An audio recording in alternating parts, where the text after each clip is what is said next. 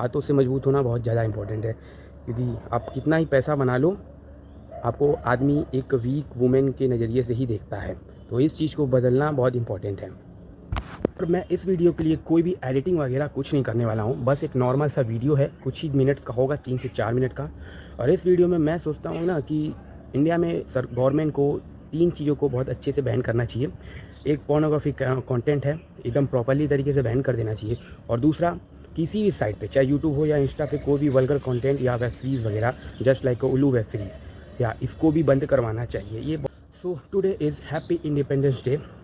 Seriously, just think again for a woman. Yeah, there's no independence, there's no freedom and safety for a woman.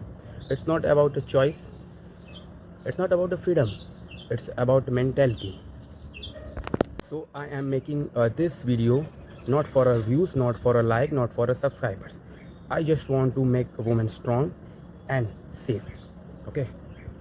जैसा कि अभी आपने waste Bengal का एक case देखा होगा, मैं भी देखा, मेरे तो रोंगटे खड़े हो गए भाई कि कैसे एक इतना हिंसक प्रवृत्ति का इंसाने, मतलब बहुत सारे लोग थे, वैसे मेरे ख्याल से तो काफ़ी 3-4 लोग तो होंगे ही।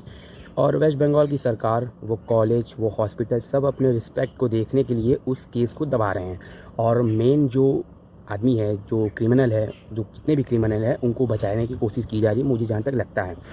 और बताएं, एक सबसे बड़ी रियलिटी क्या है ना, ये कैंडल निकालने से और ट्रेन चलाने से ये हो सकता है कि लोगों को ऐसा लग सकता है कि हाँ भाई, पब्लिक अपने साथ है, लेकिन इससे बहुत सारा ज़्यादा बदलाव नहीं आएगा हमारे सिस्टम में। इसके लिए आपको खुद को सेफ़ करना पड़ेगा। सेफ़ मतलब ये नहीं कि आप घर से बाहर मत निकलो या ऐसा कुछ वैसा कुछ, ऐसा कुछ नहीं। आप अपने आप को स्ट्रॉन्ग बनाओ, मैं तो यही कहूँगा। और सरकार को self defence classes for women free में देना चाहिए हर बच्चे को, छोटे क्लास से ही इनको ये सब चीज़ें सिखानी चाहिए। और बहुत ज़्यादा इंपॉर्टेंट चीज़ें हैं। देखिए, ये सब चीज़ें क्या है, हम लोगों की मेंटालिटी को इफ़ेक्ट करते हैं। और जो कहा जाता है कि ब्रह्मचर्य का मुख्य स्रोत है आँख और कान। आप जितना देखेंगे और जो सुनेंगे, आप उतना ही वैसा ही ब्रह्मचर्य का पालन कर सकते हैं। तो मेरे ख्याल से ये चीज़ें बहुत इंपॉर्टेंट हैं, ये 3 चीज़ें सरकार को करने की ज़रूरत है। और रही बात रेप केसेस पे, तो ये तो अनगिनत हैं। अब बहुत सारे मार्च, कैंडल मार्च देखे होंगे, बहुत सारे प्रोटेस्ट देखे होंगे। हर साल लोगों का सीना फटता है ये सब देख कर, तब पर भी ये सब होता है। और होता क्यों है? क्योंकि हम लोग सिर्फ गुहार लगाते हैं, हाथ नहीं उठाते हैं। तो मुझे लगता है कि women's take actions against this type of crimes, या you can kill anyone in a self defence. तो आप किसी को भी मार सकते हो जान से, सेल्फ डिफेंस में। और मुझे लगता है कि वो लड़की जो थी डॉक्टर, वो 31 ईयर्स की थी। और एक पतले दुबले इंसान को ऐसा करना बहुत मुश्किल काम है अकेले। तो उसके साथ मेरे ख्याल से 2 से 3 लोग और ही रहे होंगे। 31 ईयर्स की लड़कियां मेच्योर भी होती हैं, और प्लस थोड़ा सा इतना तो मेंटालिटी रहता है कि किसको मारना चाहिए, किसको नहीं मारना चाहिए। अब बहुत ही अलग लेवल का ये केस है, इसको निर्भया केस से जोड़ा जा रहा है।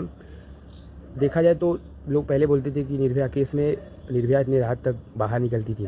तो मैं ये बोलना चाहता हूँ, चलो वो बात तो हटाओ, लेकिन यहाँ पे तो ये एक डॉक्टर थी जो कि डॉक्टर के ड्रेस में थी। जो एक डॉक्टर का कोट होता है, ये होता है। यहाँ तक कि उसकी आंखों में चश्मा तोड़ दिया गया था, उसकी आंखों से आंसू बाहर आ रहे थे।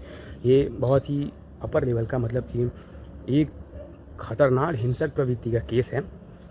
और अगर इसमें भी 8 साल लगा दिए ना गवर्नमेंट ने अगर इसमें भी अगर 8 साल लगा दिए, तो फिर भाई क्या, किस बात का इंडिपेंडेंस डे? इससे अच्छा तो दुबई है, अदर कंट्री है जो ऐसे केसेस पे तुरंत एक्शन लेती है। ये नहीं कि उसको बिरयानी खिलाएंगे, ये खिलाएंगे, वो खिलाएंगे। ये सब जस्ट वेस्ट ऑफ टाइम और वेस्ट ऑफ मनी है, और कुछ नहीं। और वैसे भी अब तो as a man I am afraid to be a man, या बस यही कहना चाहता हूँ। तो मैं तो बस यही कहूँगा कि लड़कियों को मजबूत होना पड़ेगा, खासकर हाथों से।